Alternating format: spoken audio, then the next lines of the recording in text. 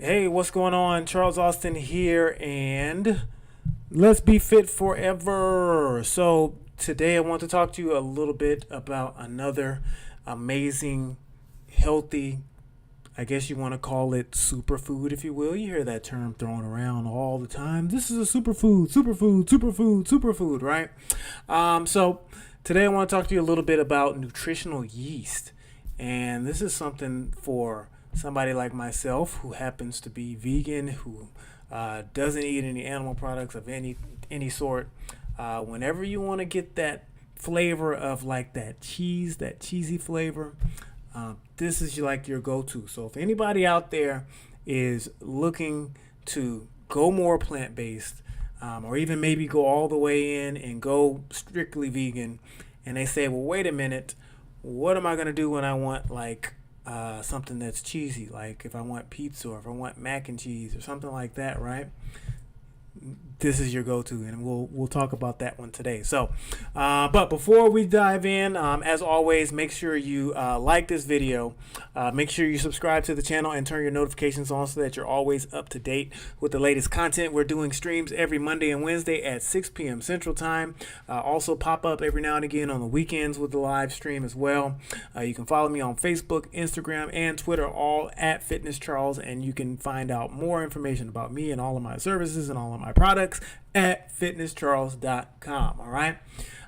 So I've done a few of these already where I show you about super healthy food that you probably never heard of. I put a couple of links in the description of this video to the video I made on chard, which is a leafy green that's super healthy, something that you can easily start adding into your diet.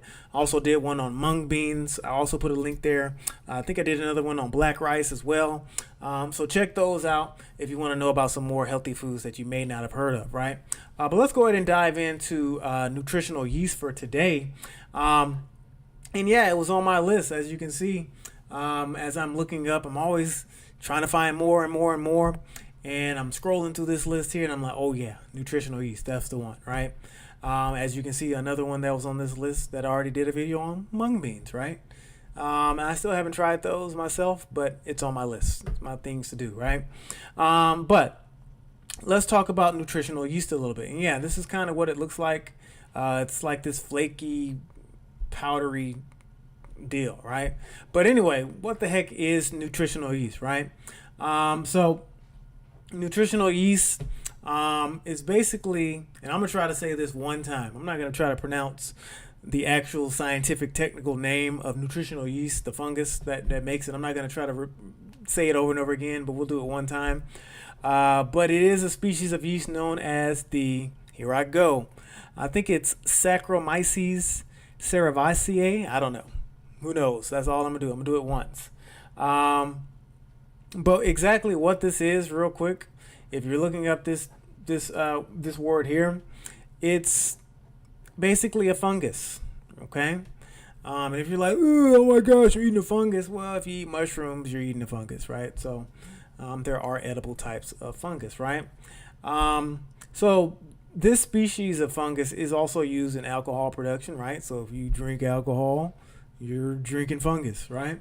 But also used in bread. So if you eat bread, you're eating fungus, right? So fungus isn't all bad. Some of them are bad. Some of them are not bad, right? So this is what it is if you're curious. It's a unicellular fungus that is used in different things. And it's based on the way it's processed and what way it's made and how it's used, right? So I'm not going to get into any more details on the fungus aspect, but if you're curious, that's what it is. That's where it comes from, right? So let's get into it a little bit more. As it says here, your nutritional yeast is an inactivated version. So again, yeast is used to bake bread, brew beer, but it's a different version. All right, those are the active version. This is the inactivated version. So basically, if you try to take nutritional yeast and say, "Yo, I'm gonna go make some beer, or I'm gonna make some bread," it's not really gonna work right, and the taste isn't gonna be exactly what you're looking for, just because it's an inactivated version of the yeast, right? So as you look here as a comparison, right? You got your baker's yeast, right? And this is the kind that we're using to make bread, right? So the yeast is killed during the cooking, but it gives you like this flavor of the yeast, right? You got your brewer's yeast, right, which is used to brew beer. And then again, dead yeast cells left over from the brewing process can be taken as a nutritional supplement, but they're kind of bitter, right? So you don't really do that, right? And then, of course, the one that we're talking about here, nutritional yeast, which is grown specifically for use as a food product. So these two are used kind of to make something else. Nutritional yeast is specifically like, yo, we're going to make this specifically for food, right? So there's a couple of types of nutritional yeast. You got your unfortified, which basically means it's just its natural form. So whatever the fungus and the yeast naturally had, its natural nutrition, that's what you're going to have there, right? So whatever vitamins and minerals that are just happen to be in the yeast, that's what you're going to see in there, right? But you also have the fortified, and this is going to contain different types of vitamins and minerals that are added to boost its nutrition. All right, so there are a couple of options. It just depends on what you want to do, right? The most common one, though, like you'll see in the stores, like if you go to a grocery store and you go to the bakery aisle where you see all the flour, salt and pepper, all that kind of stuff, you're normally going to see the fortified type of nutritional yeast.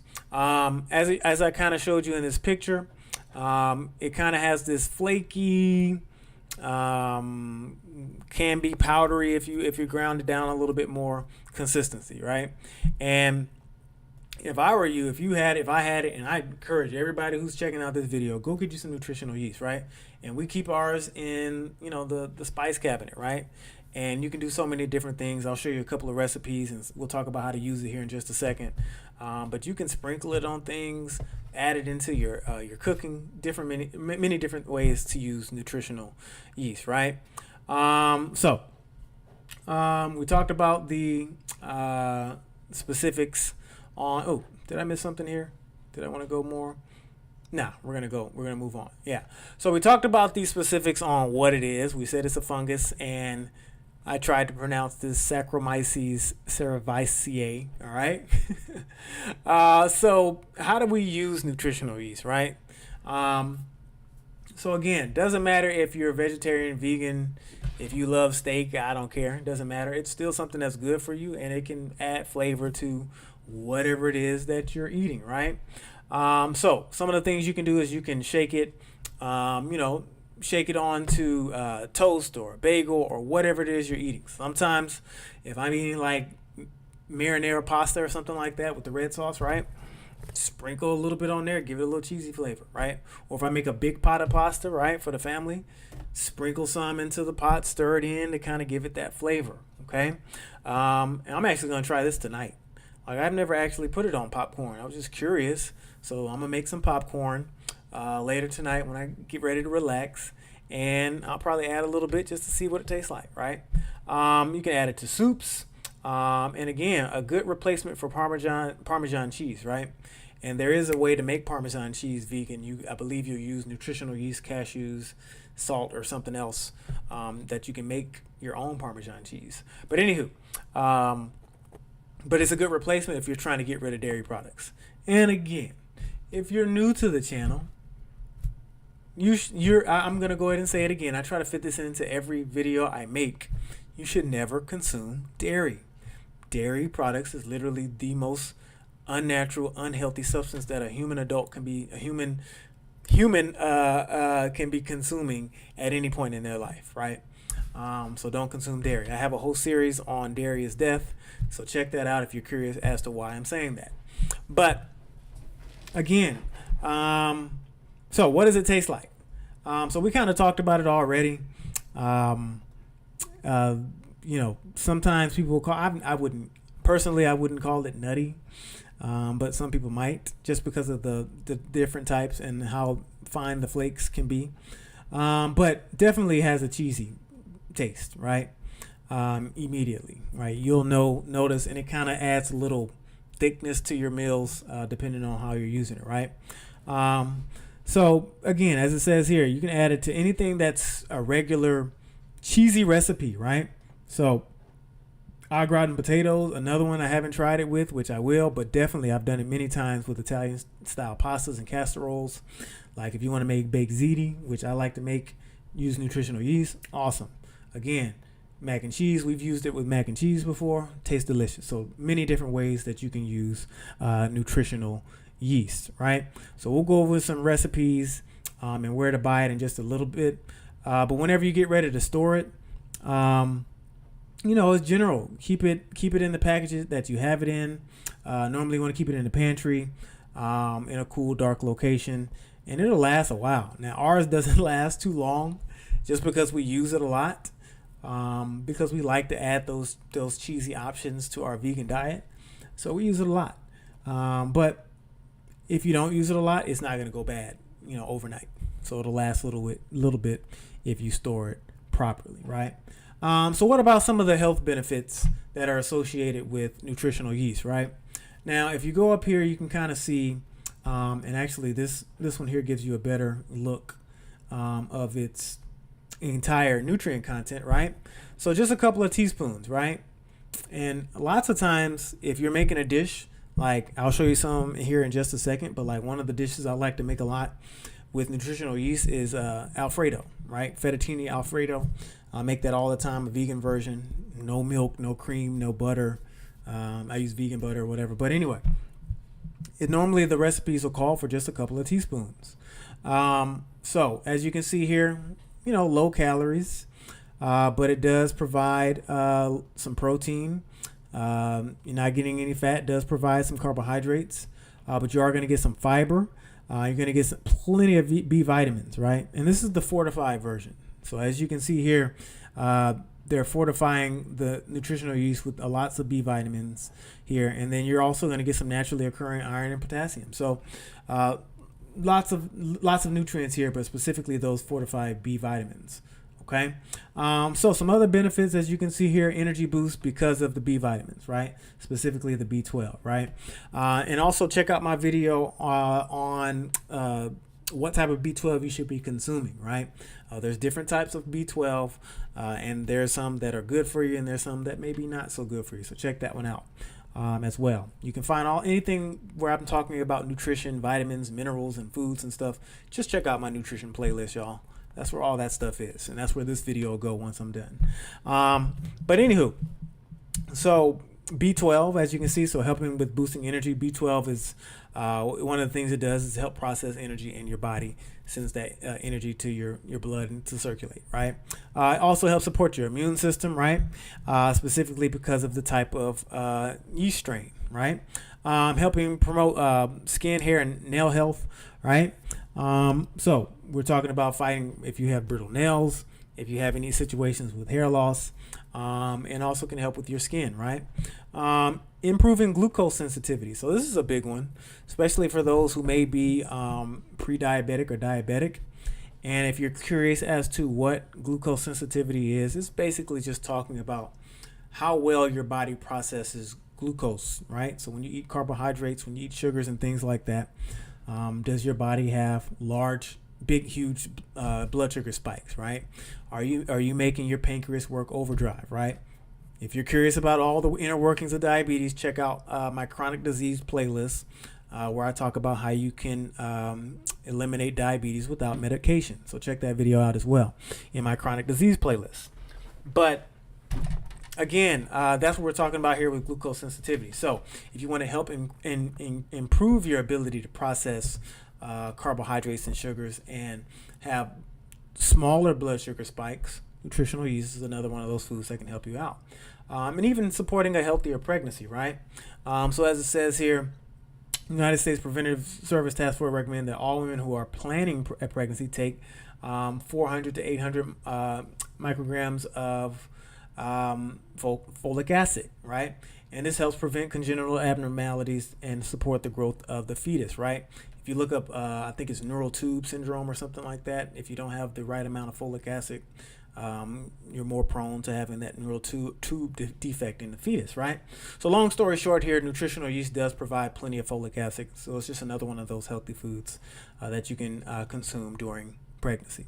All right. So again, those are a few benefits. There's more. We could be here all day. But one of the things I've been trying to do lately is to keep my my videos a little bit more concise, to get kind of straight to the point, because people don't have time all the time to watch videos forever. So I try to keep everything concise. But those are a few of the health benefits associated with nutritional yeast, right? Oh, there's that image again. Get rid of that one. But some of the recipes that you can use nutritional yeast in, right? So I'm going to scroll through these. This was a nice little list that I was able to find. But I've never had this one before. It sounds like it might be good. It's a lot going on here. So I'm going to move on, right? Beaten carrot bowl with savory dressing. Again, I never really made that one. So I'm going to move on. Now this one looks kind of good.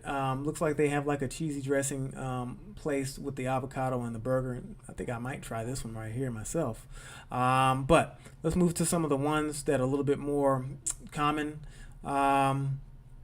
This has got a soup going on here. But yeah, you can make vegan mac and cheese, right? Vegan mac and cheese, obviously, there's a nice recipe here. All you got to do is Google vegan mac and cheese, and you can find so many different recipes to make it. But that's a good one. And if you looked at this and you didn't know that it was vegan, you probably wouldn't think twice, right? About eating it and saying, "Oh no, I didn't know it didn't have cheese," right? This looks disgusting, so I'm going to move on. It's not something I would ever eat. But here's another one: cheesy buttercup squash. That sounds delicious, right? So another good one, nice and cheesy, right? Creamy mushroom pasta. This looks kind of like fettuccine. I'm gonna show y'all one in here in just a second. What else do we have here? Pizza crust, broccoli casserole, right? I used to love broccoli casserole back when I ate regular cheese, made from cow's milk and stuff like that. And this is another one that I'll have to try that I haven't tried yet. But a broccoli casserole, that sounds delicious, right? More pasta, another mac and cheese recipe. So again, and pesto pasta. Oh my gosh, another one I haven't tried, but I'm gonna definitely have to try some vegan pesto. Right, sounds delicious. So the point of showing you this page here is to show that there's so many different things that you can do to get that cheesy flavor, where you don't have to have the health, the bad health issues associated with consuming dairy, right? So here's a couple of ones that we make all the time in the house. Again, vegan fettuccine Alfredo is one that we make all the time. Matter of fact, I think I'm gonna have it tomorrow. It's in my refrigerator right now. If I had it, I'd show it to you. But anyway, as you can see here, you go through all the ingredients, and there it is: 2 tablespoons of nutritional yeast, right? So again, most of these recipes are going to call for a few tablespoons. You don't need a lot, right? It gives you that flavor kind of right off the bat. So you can see that one, and they're going to give you step by step. I encourage you, Google your favorite your favorite meals that are cheesy, and put vegan in front of it. And most of the time, nutritional yeast is going to be what's being used to give it that flavor, right? Another one we make all the time is vegan queso, right?